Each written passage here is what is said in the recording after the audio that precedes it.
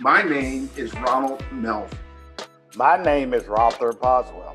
My name is John Tipton. My name is Robin Cole. My name is Charles R. Merkel. And I'm Nate McLaughlin. I'm Blanche Valentine, and this is Palm Coast View. Welcome to our podcast today. Today's topic is new blood in politics. And our host for today is Charles Merkel. And Charles is one of our local professional concerned citizens. Charles, take it from there. Thank you very much, John, and welcome everyone to the Palm Coast View. And today we're going to be talking about a topic, about a trend, actually, that we've noticed in local and state and national politics, which is new blood entering the political system or making a race to get into the political system. These are not career politicians. These are not Ivy League people who have bred and groomed to be the political leaders, but people coming from very varied backgrounds. Again, they're trying to get in. They don't like what they see. And we're here to talk about the trend, whether it's good or bad. We can talk about the people. Let's not make it all about President Trump.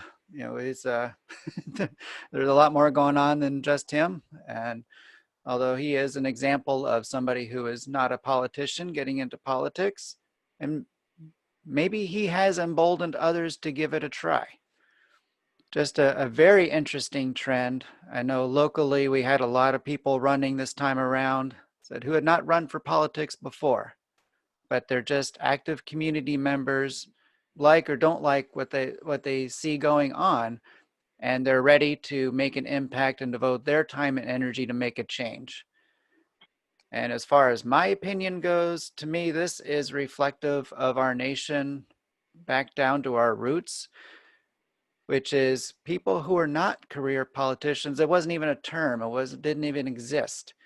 It was people who temporarily left their employment, left their work, left their families to devote a period in love for their country in the political system, again, for a period, as a way to give back and do their part as a public service. And then when they're done, they went back to whatever it is they left behind, their homestead, their families, their work, and let some new blood come back in. And I don't know how we got to the point where we are, where people are spending decades in the political system. And we can differentiate the people that started somewhere and over the years have gotten to different levels of service versus those who have gotten in and entrenched themselves, and years and decades later they're still in the same role. Sometimes making the same promises, old promises to new folks to get reelected. It's become a career, hence the term career politician. Again, right or wrong, anything's on the table, as long as we're nice about it. So I am so glad to be sitting here with everyone with such a varied group, such different perspectives. We all come from very different backgrounds, see things a very different way. So this is going to be a wonderful conversation. And I thank you for joining us. And as is, share your thoughts, share your opinions, because we want to hear from you, because every voice is important. Okay, thank you, Charles. I, like you, I've been observing some of the changes that have taken place with regard to our politicians and at the national as well as the state and local levels. And one of the things I noticed, it seems that as our nation became wealthier, it seems like that resulted in a career path for politicians. We were able to afford to pay them more, and that pay has resulted in that becoming an attractive position to occupy. One of the attractions being that they can earn some decent money. Now, typically, you don't get paid a lot in the public sector, especially as a politician, as you would in the private sector, depending on what your career is. But what we're noticing is that the politician went from being something that was designed to serve your community to something that's been designed to serve oneself and folks that are associated with them in order to accumulate wealth and to also accumulate power and influence. And those are the things I think that are driving our politicians nowadays more than it is community service, and that's a concern. And so, to that end, term limits start to come into the conversation. I'm torn on term limits. On one hand, I do have a concern about what we just illustrated, and that is the career path that politics has become versus people just being voted out. So while we may disagree with the career path that's been created in our politics relative to our politicians, there is something to be said for perhaps using the ballot box to limit their terms. But at the same time, there may be something that says that at this juncture, because it's become such a big career path, that perhaps we need to illustrate some sort of way to limit their term. Well, thank you, John. And thank you for bringing that up about term limits, because that is something definitely need to be discussed. I've heard President Trump, if reelected, that's one thing he will be addressing concerning Congress. And I've heard that we already have term limits to elections, but putting something in writing, because we can all imagine if the president didn't have term limits, what the country would look like right now. Yeah. Charles, can I add one other thing to it? I did notice Absolutely. that United States congressmen and women, and I had a question, someone asked me a question about this previously. Congressmen and women in the United States Congress do get a pension after they are vested. They're vested after serving 5 years. So that's another thing that may attract people to those positions, because if you figure the average term or the term for U.S. congressmen and women are 2 years, and for senators, it's 6 years. So you can see there where maybe that 5 year being vested after 5 years may attract people to want to serve multiple terms.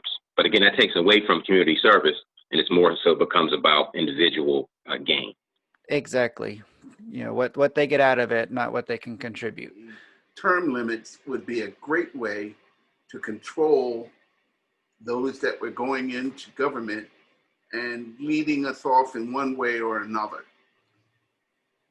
Nate brought to my attention the fact is that we as people in this government, in this country, have the right to vote people in or out.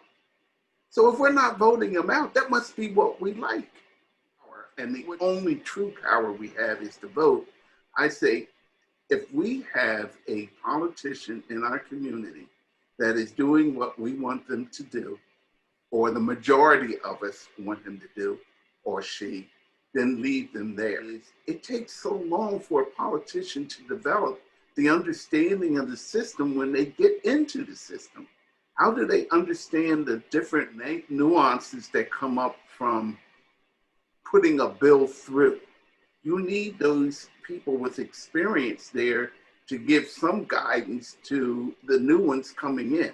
We have made it, like you said, the pension plan. We've also opened it up that corporations can contribute to the campaigns of these individuals. We've made it a lucrative position. And as long as it's that way, I feel that we are going to get those that are in for themselves and not for us. But then again, it's up to the citizens to see that and to make a move, whether they should be in or whether they should be out. Thanks. Thank you for your insights, Mel. And I hadn't considered the difference of doing term limits at the national level versus the local level.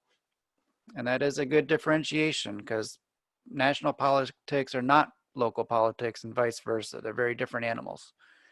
So to begin with, I think 2 years is too short, really, to get anything done. And like Mel said, they're just starting to learn the ropes.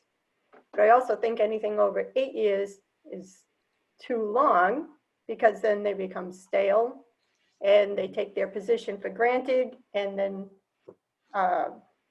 you really need somebody else in, and hopefully to pick up where they left off and improve things if they were doing a good job.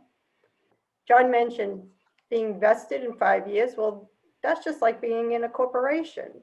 When did the government become a corporation? Charles, you talked about the younger group coming in, and that's all well and good. When I lived in New York, I thought it was great because we were living in I felt like it was the United Nations, and where everybody could get along really well together. It didn't matter who was on your block living side by side. The issue I have with the younger generation coming in is that though we have a lot of people from other countries living here, and we're definitely becoming the melting pot for all of that, I have a concern with some of them trying to change our country to be like the country that they were living in or that their parents came from. This is America. We have different rules, and you can certainly tell we have different rules and live by different ideas just by the way we're even handling COVID.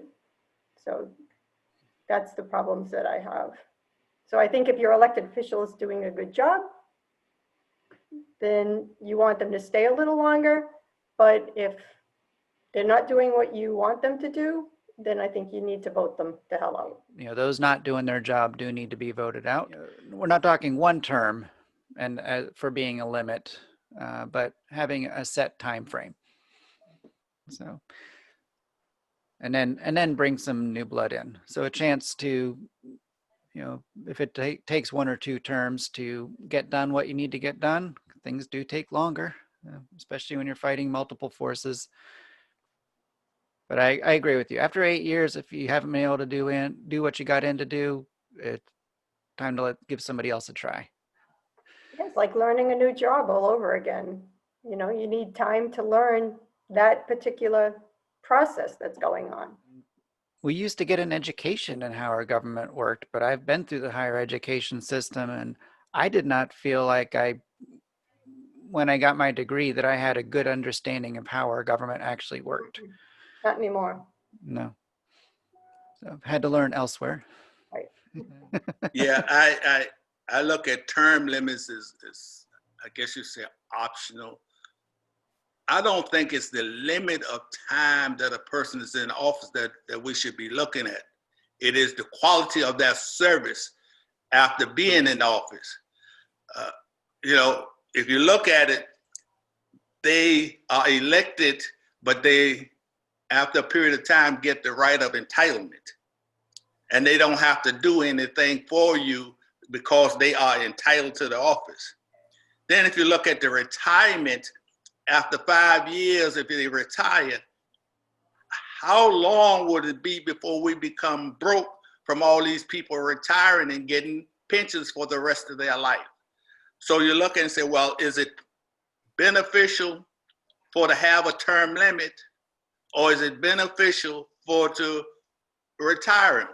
And I think that if you look at it, as long as they are serving a purpose, then it is okay to keep them in office. But when you get to be useless, or in some cases, old, that you need to be replaced, like judges, Supreme Court judges get elected and they're there for life.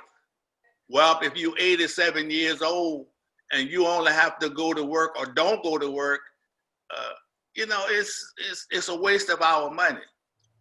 So what is the right way? I have no idea. But if you look at what we consider, or what I consider should be what they should be accomplishing, might not be what you think they should be accomplishing. But as long as they keep the entire, doing what they think that the entire population or everybody can benefit from, I think they're doing their job. But we sit and look at things individually. I don't think they're doing the right job for me. Well, if they're serving like they should be, it's not about you, it's about us. Okay. So when you look at it, you say, well, I don't think term limits is that important. I think what you do while you're in office is the most important thing there is. And if you're doing a good job, then you stay there and do a good job. But if you're not doing a good job, then I think that you should be replaced out.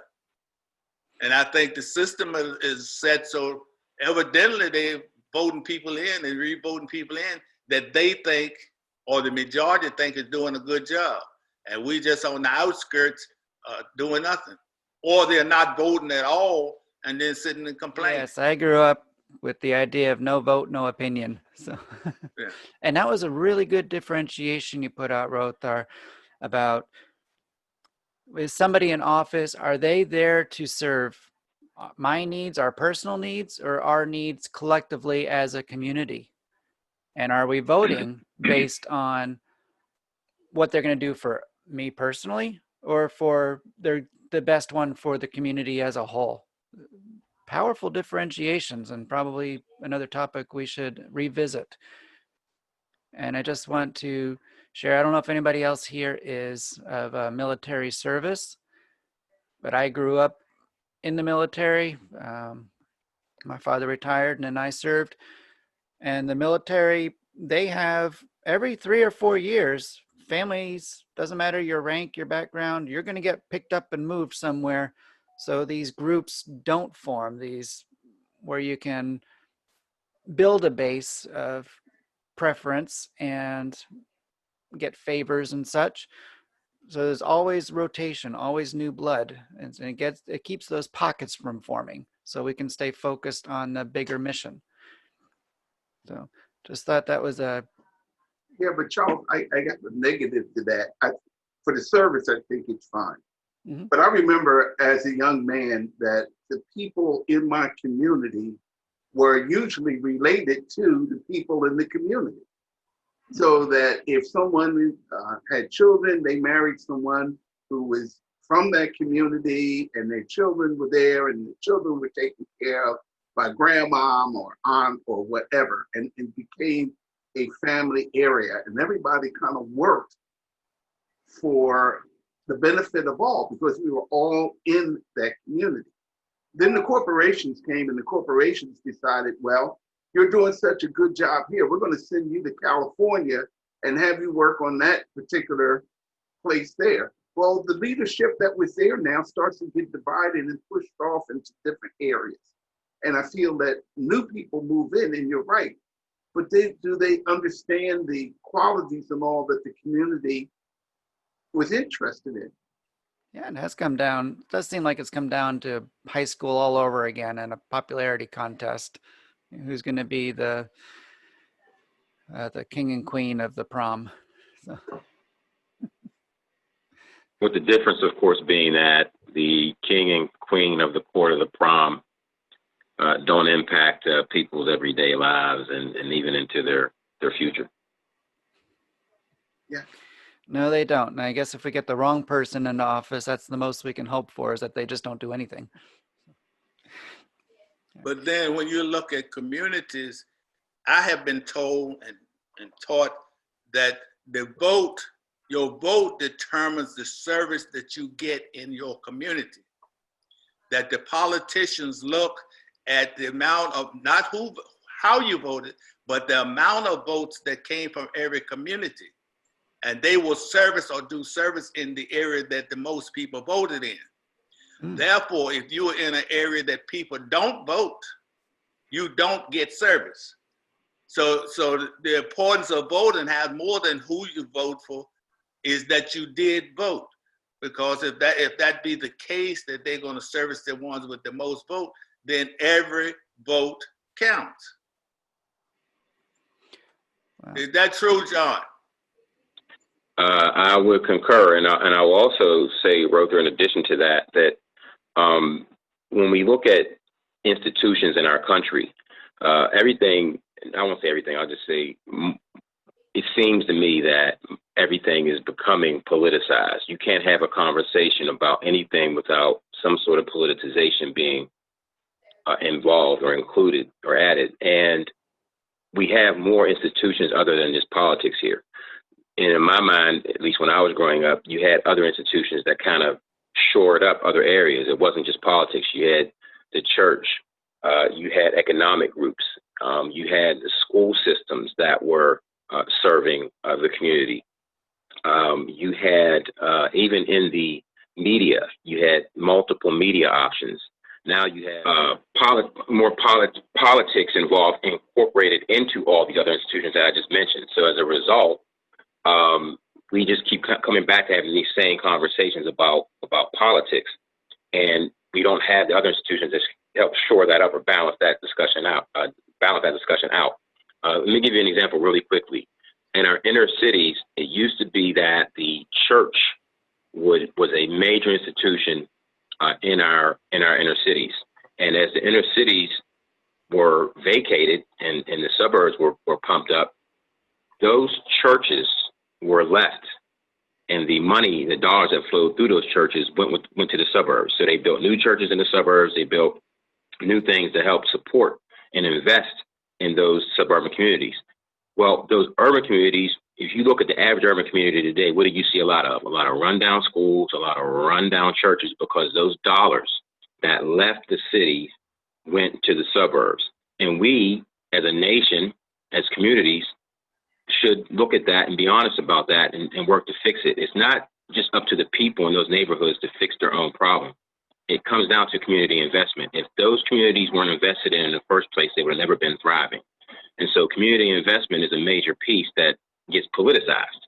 So as soon as you say to go do something, then politics comes in. So my point is that we used to have other institutions to help balance out the other institutions, balance each other out. Now everything's become politicized, and now it becomes, to your point, Rother, it becomes you vote or you're pretty much left out of the discussion. If you know, so it's come to a point now where politics seems to be the main driver, the main institution that's driving us, as opposed to us having a more balanced approach relative to the other institutions.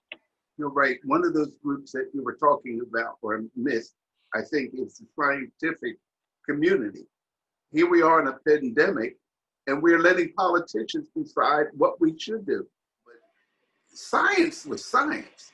I mean, it was proven stuff.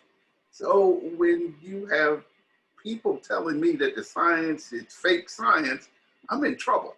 Mel, it used to be, too, to your point, that we were able to have some sort of level of trust depending on what the topic of discussion was. If it was politics, well, then we kind of had a level of trust in our politicians. If it was religion, we had some trust in our clergy.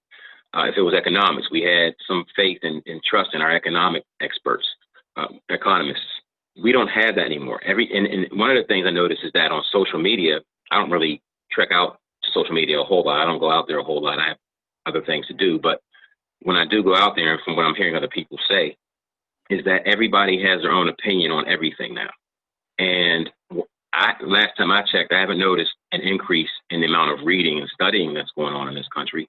But I do see a lot of people giving out uninformed opinions and ill-informed opinions and views. And if you were to ask them, how'd you get that information? Where'd you get it from? What expert upon whom were you relying? There'll be all kinds of different arguments. Well, I don't trust this person, or this person is part of the fake news, or this person's a liberal, or this person's a conservative. Everything has been so politicized, and polarization in politics come from the same root word. And so what's happening is, instead of allowing our politics to enable us to have a more of a cohesive community, we're allowing our politics to polarize us, even to the point where science isn't science anymore. It puzzles me, and we mentioned the church and government. I was taught that there's a separation of politics and church, but yet and still from that setup they have, you can't stop a politician from coming into your church to talk about voting for them. And minister or ministers can't stand up there in the pulpit and tell you we should vote such and such a person. So to me, they have separated church and state, but yet and still the government is running the church because of their, what is that, where they don't have to pay taxes. Yeah, 501c3, the tax-free. Yeah, 501c3. So you can't. So that means you don't have to pay taxes, but you're at their mercy. And I think that is another thing, because I know for a fact that pastors don't get up there and say, well, here's what's going on with this office, this person running for office, and this what's going on with this person running for office, and let us band together to support such and such a person. So to me, I don't know the words you use, but it's wrong to say we're going to separate them, but yet and still they haven't separated them. Yeah, they keep them in a corner. Said we're gonna take away threaten to take away your tax-free status if you speak up. But correct me if I'm wrong. I wonder if the civil rights movement would have happened if churches hadn't been involved. You're right, and that's because John has pointed out time and time again that not knowing our history puts us in jeopardy. The church, the Black community, was not really the organization it was in the white community. In the Black community, the church was everything. Well, I think also, Mel, to your point, well, let's just be real. If it wasn't for the Black church, the civil rights movement probably wouldn't happen. Because what happened, especially in the southern states, those churches were actually against the civil rights movement. And if they weren't outright against the civil rights movement, then they were just complacent. And I have a book that I'm reading now. I won't give the title at the moment, but I have a book that I'm reading now that illustrates this point. And so that's why the Southern Baptists separated from the Northern Baptists. That's why they came up with the Southern Baptist Church, was because of the issue of slavery. There was a discussion about, can you be a Christian and still believe in slavery? And so they were divided. But what I will tell you is, while we don't know for sure, but we likely wouldn't have had the civil rights movement or the impact that it had without the Black church, what we do know for a fact is that you would not have the religious right movement, as they call it now, if it wasn't for white churches. That we know for a fact, because that's happening every Sunday. And what happens is, and all during the week as well, because they go to catechism and they go to these things. And what happens is, that's where you received your racist training. And again, the book that I'm reading now illustrates this point, that it was sometimes subtle, and in other times it wasn't so subtle. So you had an argument that went that Africans, Black people being inferior, were benefited by white people enslaving us. We actually were in better shape as a result of us being enslaved here. And that was the churches that promoted that. And so what morphed out of that was this religious right movement. And it's become sophisticated to the point now where they are on code. And they practice these codes every week when they go to church, every Sunday school, every middle of the week meeting that they have. These things are reinforced. And so, what we do know is that the mixture of politics and religion has resulted in some of the biggest division in our country. We went to church separately, we lived in separate neighborhoods, and we went to school separately. And as we tried to integrate these things, we saw riots, we saw folks that decided to develop a politics around their reaction to the civil rights and equal rights movements. And to this day, we remain polarized. How many of us live in a diversified neighborhood? Palm Coast is a bit of an anomaly that way, but we live in segregated neighborhoods to this day. Even though we may go to school together, we're bussed out to our different neighborhoods. We don't go to church together by and large either. And that's a big problem. Yeah, got off to a bit of a sidebar, but I will say, though, that as far as term limits go, I will say, though, that the mixture of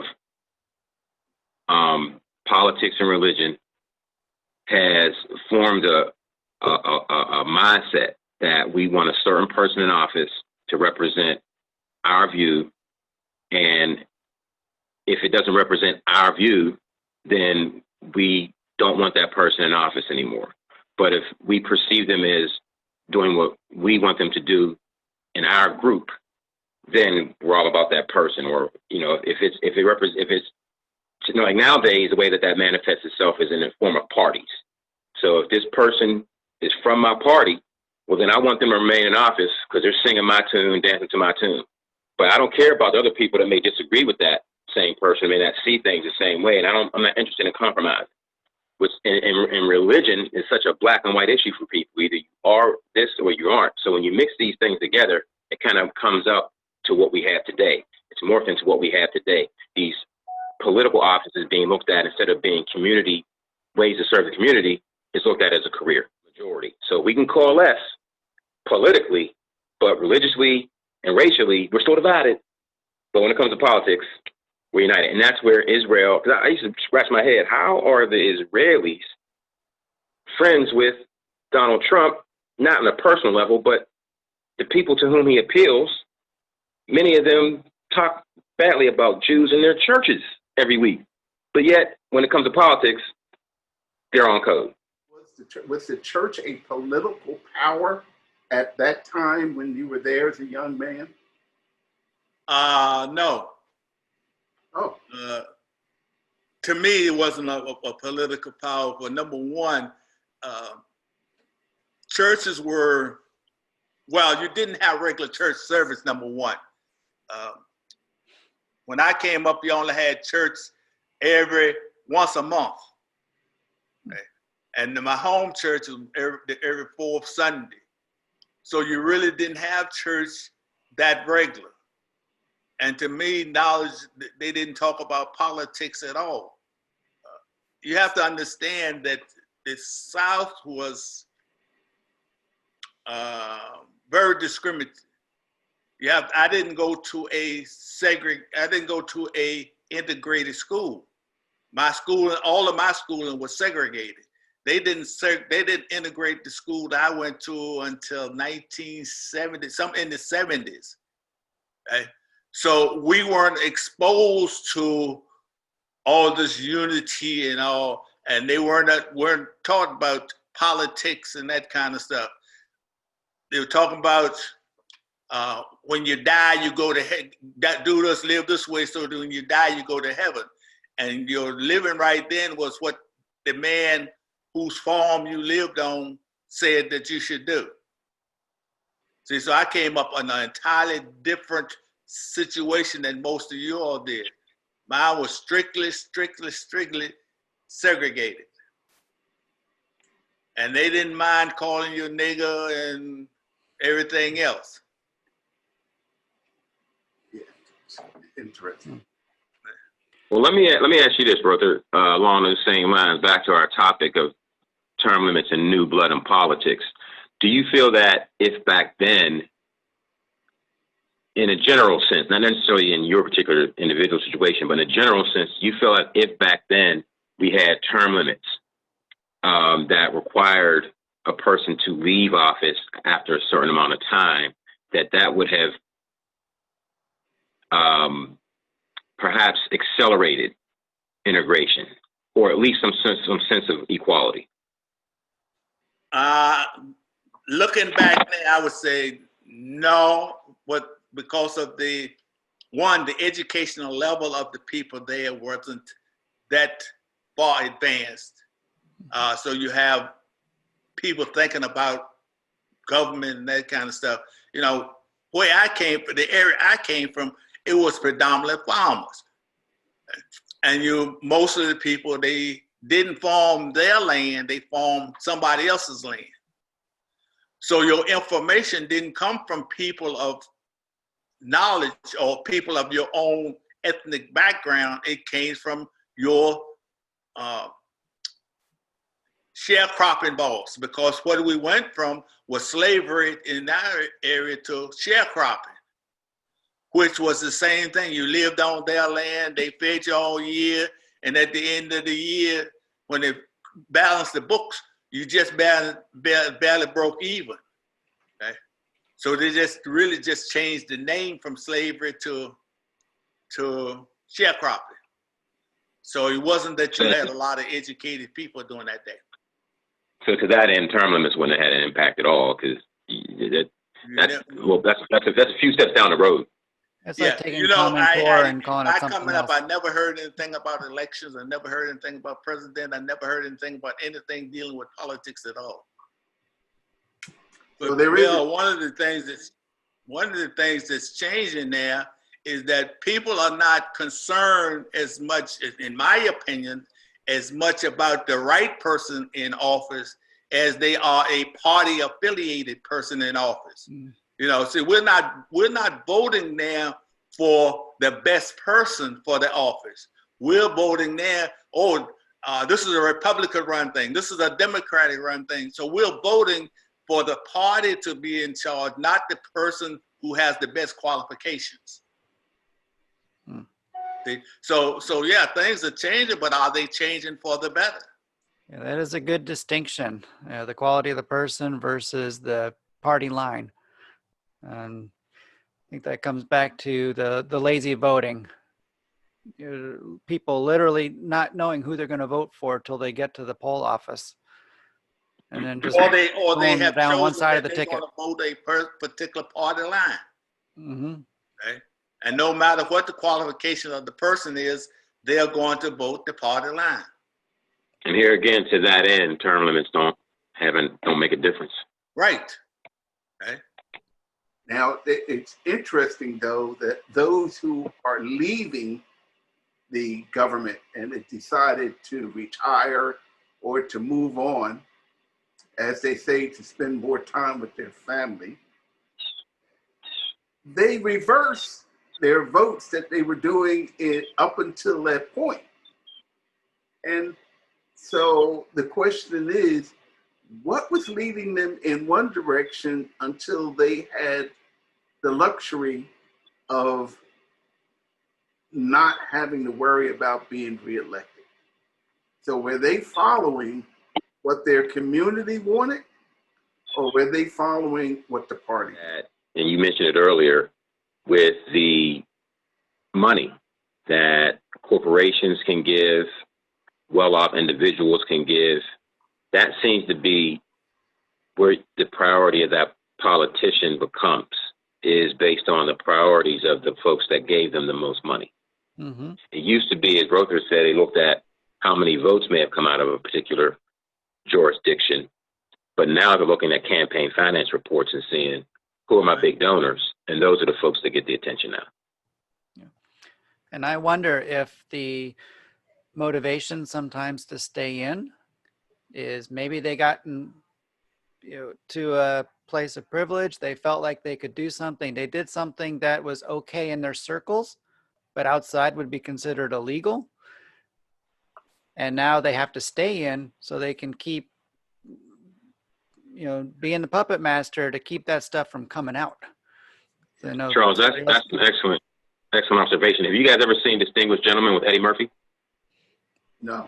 I can't say I have. If not, I recommend you look at that movie, because and also there's another one with Bernie Mac and Chris Rock, or Chris Rock runs for city council in D.C. But the Distinguished Gentleman, it talks about what you just mentioned, Charles, and that is that Eddie Murphy is just a regular guy. He gets connected politically, and he's kind of instructed on how to vote, what to vote for in order to stay in office, in order to keep your seat. This is what you have to do. And it wasn't until, I don't remember the exact flow of the movie, but I believe it wasn't until he didn't have to concern himself with being reelected that he was able to swing for the fences, or the opposite way around, where he swung for the fences and just decided he wasn't going to worry about being reelected. But back to both of yours and Mel's point, and that is that it's the donors, the big donors, that kind of tell our politicians what they should be doing, as opposed to them serving the community and coming up with solutions for the community and voting according to what's best that way. But Distinguished Gentleman with Eddie Murphy capsulizes it. It taught me a lot about Congress and how Congress works, because as a freshman, he gets told by the leadership of his party, this is how this thing works. It's an excellent, excellent movie. Okay. I'll have to add it to my watch list. Thank you. Yeah, check it out. I think you'll like it. So Oh. I want to give credit to everyone who runs, because it takes a lot of guts to do that. Voting, I think, is certainly personal and individual. And I had a whole bunch of other stuff, and now I forgot it all. So, Robin, well, one of the things I wanted to hear your comment about was my comment about Israel and the right wing here in America. Have you noticed, or do you sense any, or what are your feelings about politically Israel uniting more so, or relating itself more so, at least the leadership, relating Netanyahu in particular, but more so leaning toward the right wing here in America. And many of the folks in that under that tent are folks that condemn Jews.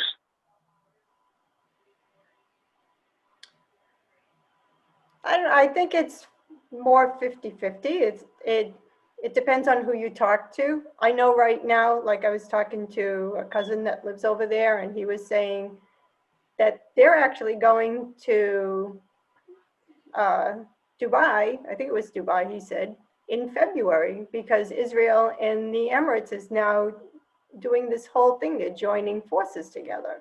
I mean, that's something that for years was just totally unheard of. You know, so, and you couldn't even, if you went to Israel, you wanted to ask them to not stamp your passport if you had any intentions of going to the Emirates afterwards, and you know, and vice versa, because neither country would let you in if you had that stamp on your passport. But starting next year, it's not going to make a difference anymore. And I think that's a huge step. I think it's a great thing that's happening. So, and Israel does more or less its own thing, and they don't really care what people over here say. Yeah, but isn't there a very large uptick in attacks on the Jewish community by the far right?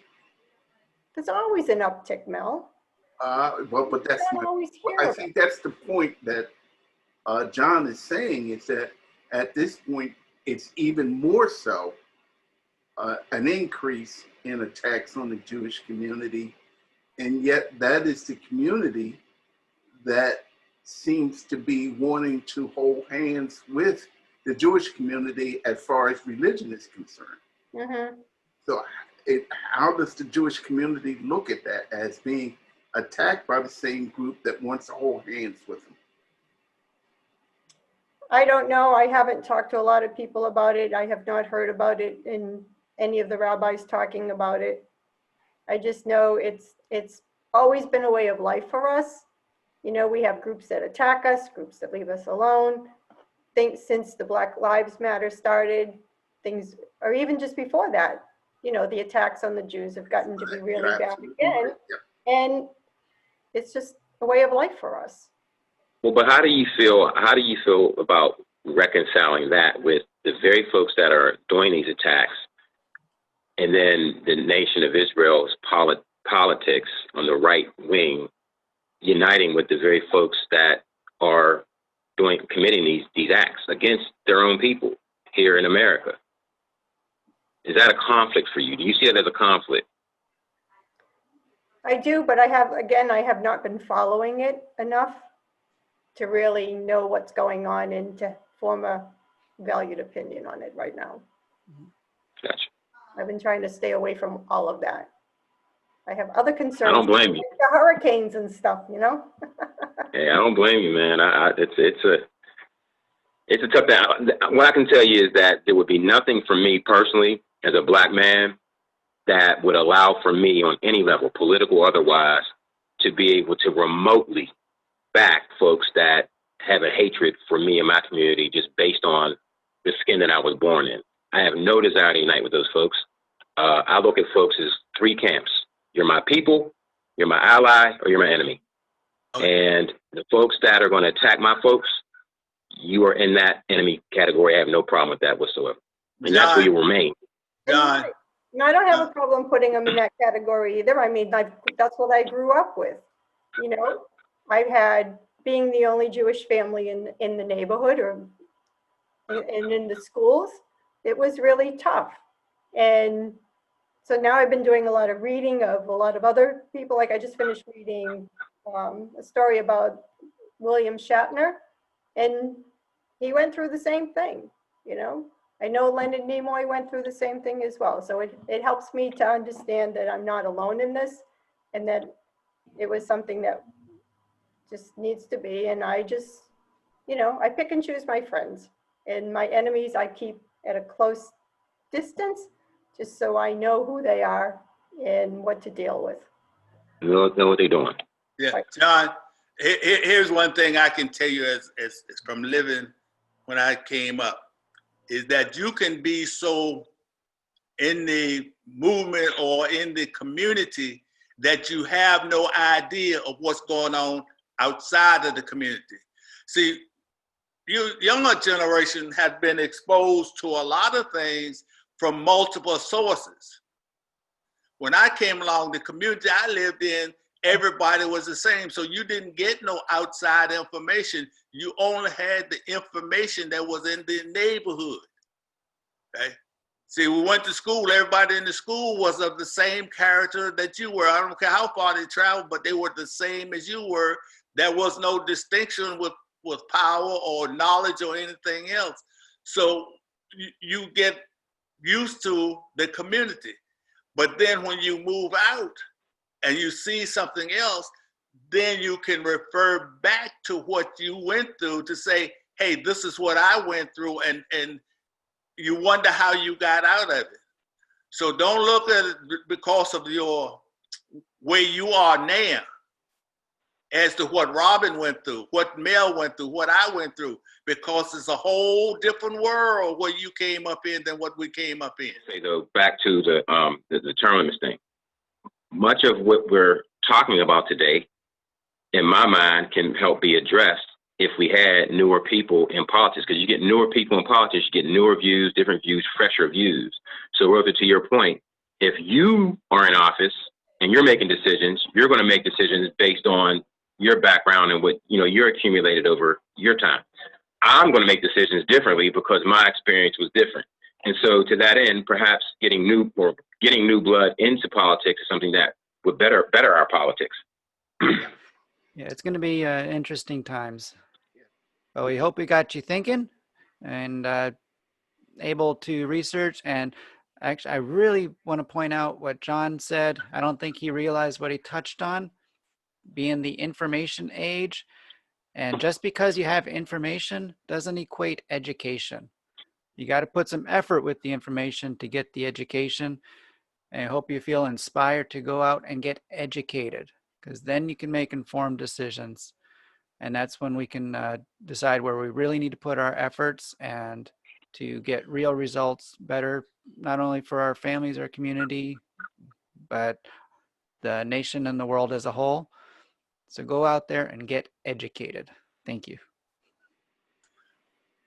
Please tune in next week where our topic will be, never let a good crisis go to waste. Could you please go to our YouTube and subscribe to Palm Coast View, our YouTube channel. Please go to our YouTube channel and click on like, share, and subscribe by clicking on the bell.